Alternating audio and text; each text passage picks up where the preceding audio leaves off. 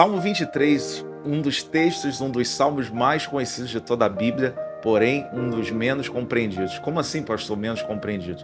Porque se a gente compreender profundamente o que diz o Salmo 23, muitas respostas a diversas frustrações que a gente carrega vão ser respondidas por meio dele. Por isso, fica comigo, eu começo hoje uma série, são 6 vídeos, cada um deles falando de cada versículo do Salmo 23.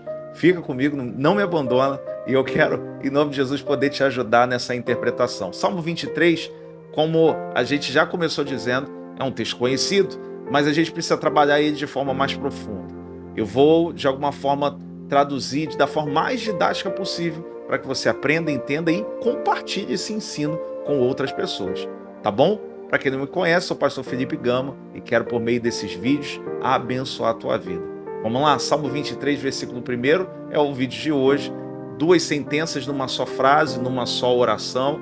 Ele começa dizendo: o Senhor é o meu pastor, ponto e vírgula, nada me faltará.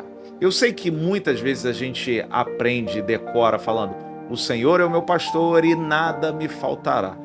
A maioria esmagadora das traduções, ele, ao invés de dizer e nada, está dizendo: o Senhor é o meu pastor, ponto e vírgula, primeira sentença. Depois ele vem na segunda sentença: nada me faltará.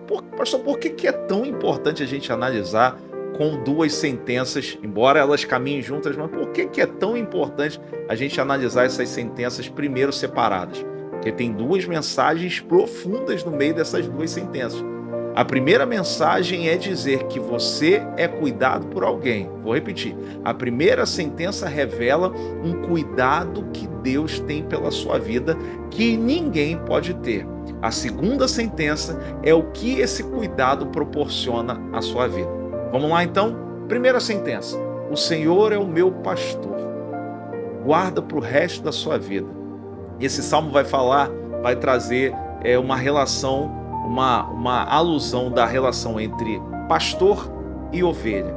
E ele começa dizendo: o Senhor é o meu pastor. Isso significa que a ovelha, ou seja, esse animal que muitas vezes é indefeso, ele se assemelha em muito à nossa dependência ao nosso Deus, ao nosso Senhor.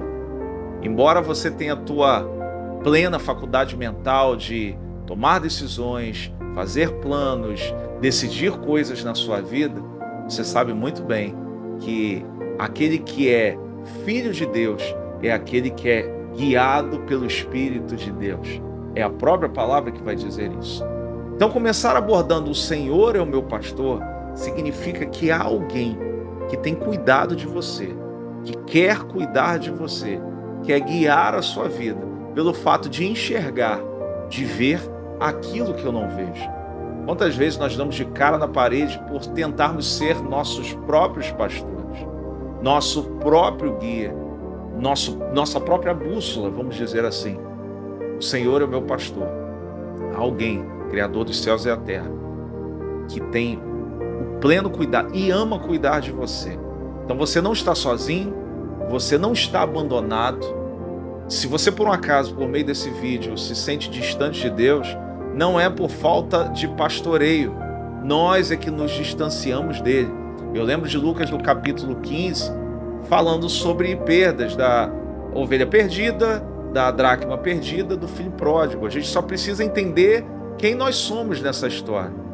A ovelha perdida, ela se perdeu pelo fato dela não saber como é se guiar sozinha.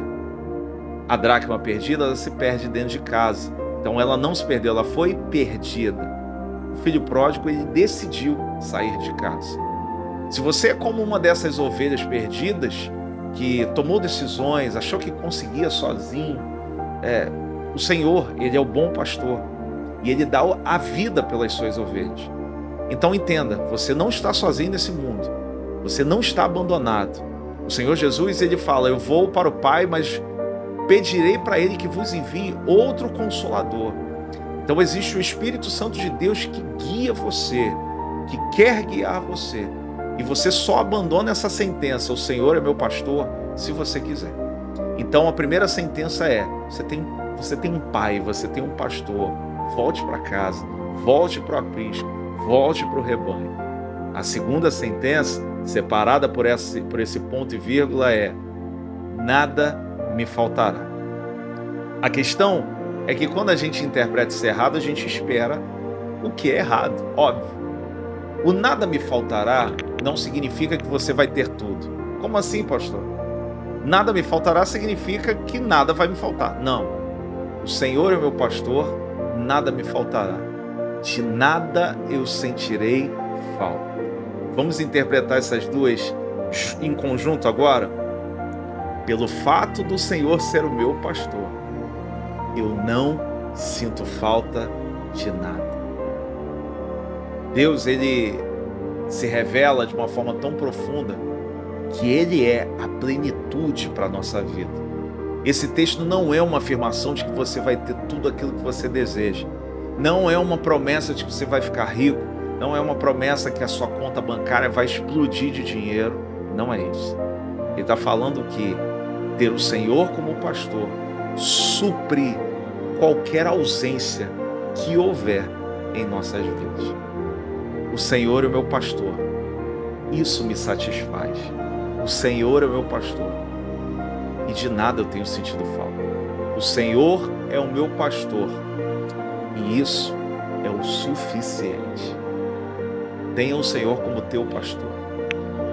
E quando você tem a presença de Deus, você não sente falta de mais nada. Não existe bem material, não existe coisa nesse mundo que substitua ou que se equivalha à presença de Deus na tua vida. Volte para a presença do pastor. Volte a buscar esse pastor. E aí, de nada você vai sentir falta. Ele encherá você com a sua presença. Terminamos assim então o vídeo. Vamos ainda gravar 5 vídeos dando sequência a essa mensagem. Eu espero que nessa primeira Deus já tenha falado demais com você. Se isso abençoar a tua vida, compartilhe com pessoas, compartilhe para que mais vidas sejam abençoadas. A gente sempre pede isso. Você já se inscreveu no canal? Agradeço demais. Se não se inscreveu, está esperando o que para se inscrever? Curta, compartilhe, enfim. Que Deus abençoe tua vida, em nome de Jesus.